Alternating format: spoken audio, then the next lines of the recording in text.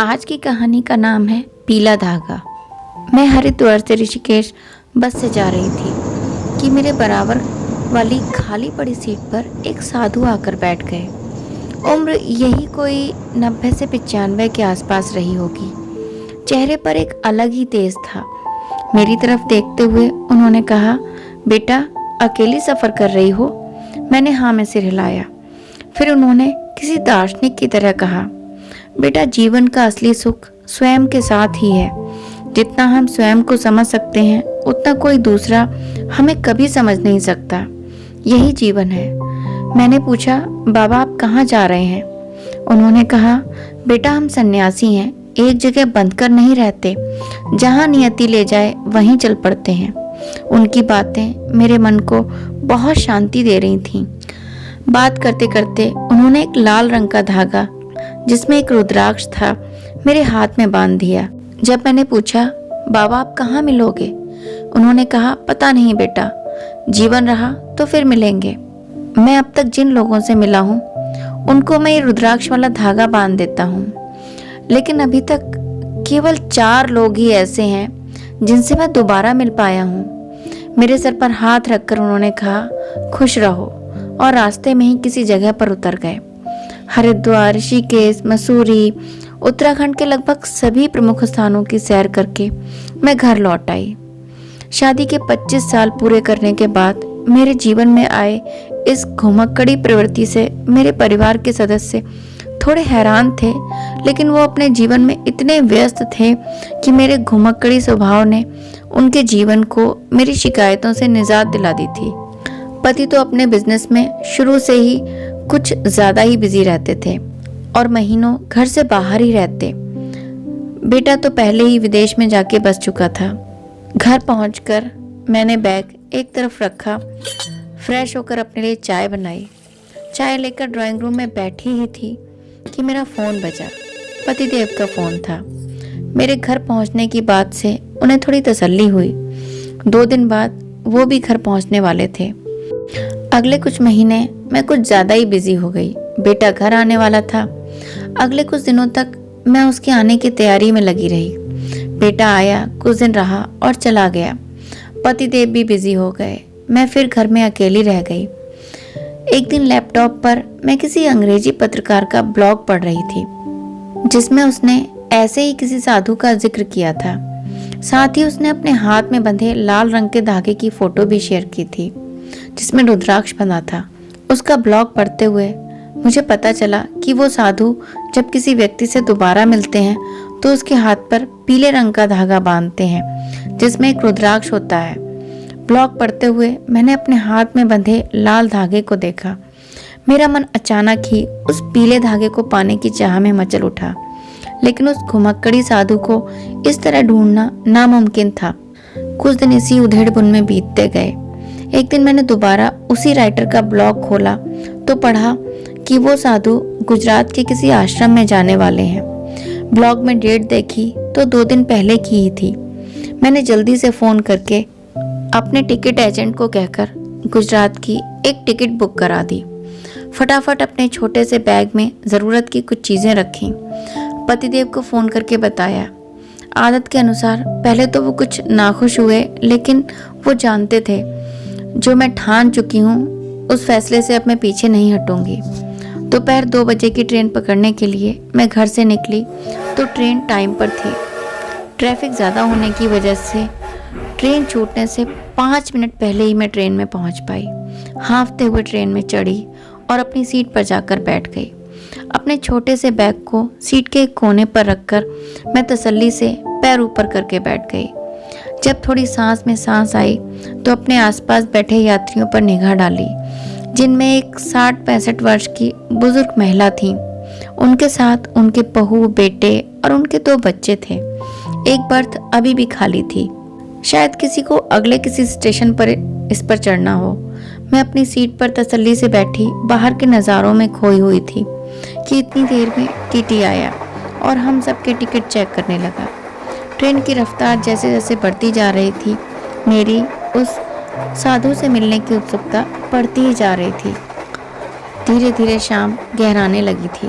तभी चाय वाला चाय चाय की आवाज़ लगाता हुआ डिब्बे में दाखिल हुआ। मैंने एक चाय ली और उसकी चुस्कियां लेते हुए डूबते सूरज और पीछे छूटते नज़ारों को देखती रही। कुछ देर बाद ट्रेन किसी स्टेशन पर रुकी और मेरे सामने वाली बर्थ पर एक 20-21 साल का लड़का आकर बैठ गया। फुल स्लीव की हुडी पहनी थी उसने, आंखों पर चश्मा था और चेहरे पर हल्की हल्की दाढ़ी थी। मैंने एक सरसरी निगाह उस पर डाली और फिर बाहर की तरफ देखने लगी। डिब्बे में अंधेरा गहराने लगा था, लाइटें जली तो उजाला हो गया। बाहर दूर कहीं कहीं जलती लाइटें जुगनुओं सी चमक रही थीं। रात के 9 बज चुके थे। आसपास के लोग धीरे धीरे अपने टिफिन खोलकर खाने की तैयारी में थे। तरह तरह की खाने की खुशबू नाक में पड़ते ही मेरी भूख भी बढ़ चुकी थी। मैंने भी अपने बैग से खाना निकाला और खाने बैठ गई। खाना खत्म करके मैं हाथ धोने के लिए वॉश बेसिन की तरफ गई तो देखा वो लड़का ट्रेन के दरवाजे पर खड़ा था। अपनी हुडी की बाजुएं ऊपर करके उसने दाएं हाथ से दरवाजे को पकड़ रखा था और उसके दाएं हाथ में लाल रंग का धागा बंधा था जिसमें एक रुद्राक्ष था, बिल्कुल मेरी तरह। लेकिन उस समय मेरी उत्सुकता और ज़्यादा बढ़ गई जब मैंने उसके हाथ में एक पीले रंग का धागा भी बंधा देखा जिसमें बिल्कुल लाल रंग के धागे जैसा एक रुद्राक्ष था। ये तो वही धागे हैं जो वो साधु बांधते हैं। मैंने अपने हाथ में बंधे लाल धागे की तरफ देखते हुए सोचा। फिर उस लड़के की तरफ देखते हुए मैं सोचने लगी, इतनी छोटी सी उम्र में इसे ये दोनों धागे कैसे मिल गए? क्या ये उन 4 लोगों में से है जिनसे वो साधु दोबारा मिले थे? मेरी उत्सुकता बढ़ती चली गई। मैंने उस लड़के की तरफ मुखातिब होकर पूछा, ये धागे तुम्हें कहाँ से मिले?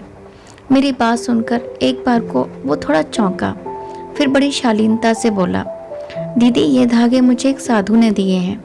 ये लाल वाला धागा जब मैं उनसे पहली बार मिला और ये पीला वाला जब मैं उनसे दूसरी बार मिला। फिर उसने मेरे हाथ में बंधे धागे की तरफ देखकर कहा, दीदी आप भी उनसे मिल चुकी हैं क्या?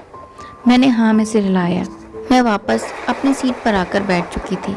सभी यात्री सोने की तैयारी कर चुके थे। सामने वाली बर्थ की बुजुर्ग महिला सो चुकी थी।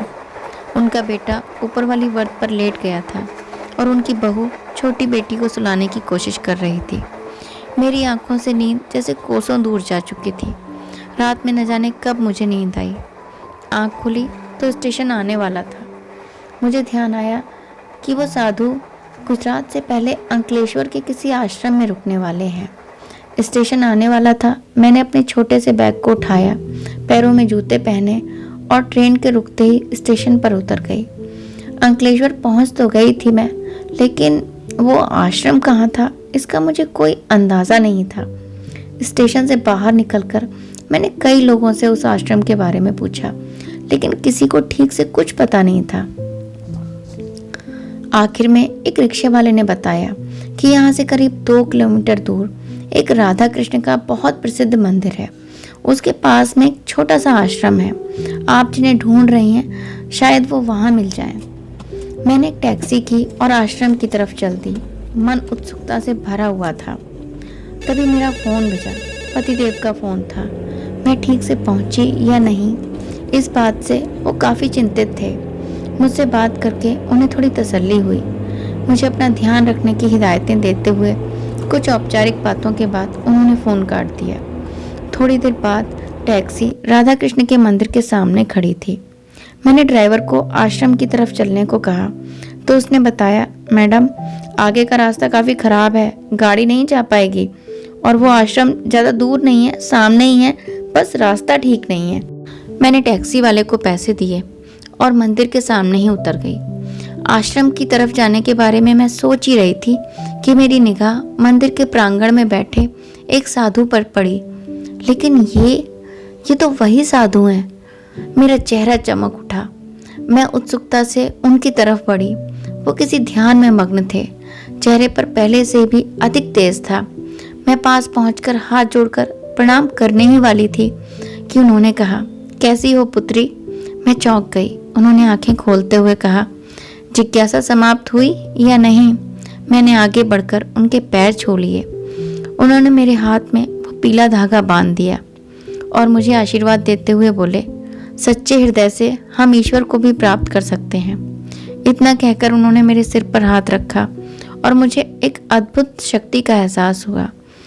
मुझे आशीर्वाद देकर वो साधु वहां से चले गए। मेरी यात्रा सफल हो चुकी थी। मैंने सोचा मंदिर आई हूँ तो ईश्वर के दर्शन भी कर लूँ। वो राधा कृष्ण का बहुत ही भव्य मंदिर था। मंदिर से निकलकर मैं सोचने लगी, अब आश्रम जाने से तो कोई फायदा नहीं, क्योंकि जिस काम के लिए मैं आई थी वो तो हो चुका है। जिस पीले धागे को पाने की लालसा मुझे पिछले इतने समय से थी वो मुझे मिल चुका था। तभी ढोल नगाड़ों के साथ बहुत सारी भीड़ आश्रम की तरफ से चली आ रही थी। मैं मंदिर के बाहर खड़ी उस भीड़ को देख रही थी। किसी बुजुर्ग की शव यात्रा थी जिनको सम्मान के साथ विदाई दी जा रही थी। मैंने उत्सुकतावश एक व्यक्ति से पूछा कि ये किसकी शव यात्रा है। उसने जो बताया उसके बाद मेरे पैरों तले जमीन खिसक गई। उसने कहा ये बहुत पहुंचे हुए साधु थे जो पूरे भारतवर्ष की यात्रा कर चुके थे। ये जब किसी व्यक्ति से पहली बार मिलते थे तो उसके हाथ में लाल रंग का धागा बांध देते थे जिसमें एक रुद्राक्ष होता था, और जब उसी व्यक्ति से अगर ये दूसरी बार मिलते थे तो उसके हाथ में एक पीले रंग के धागे को बांध देते थे, उसमें भी एक रुद्राक्ष होता था। अब तक केवल 4 लोगों से ये दोबारा मिले हैं। मेरे हाथ में बंधे धागे को देखकर उसने कहा, अच्छा 2-4 लोगों में से आप भी हो, बहुत भाग्यशाली हो। इतना कहकर वो आदमी शव यात्रा के साथ हो लिया और मैं हैरान परेशान अपनी जगह पर खड़ी सोचती रही, अभी कुछ देर पहले जो मेरे साथ हुआ वो क्या था। आज की कहानी यहीं तक। अगर आपको मेरी कहानियाँ पसंद आती हैं तो प्लीज़ उन्हें लाइक करें, मेरे चैनल को सब्सक्राइब करें और शेयर करें, और हाँ, बेल आइकन ज़रूर दबाएं जिससे मेरी नई से नई कहानियों की नोटिफिकेशन आप तक पहुंचती रहे। Thank you.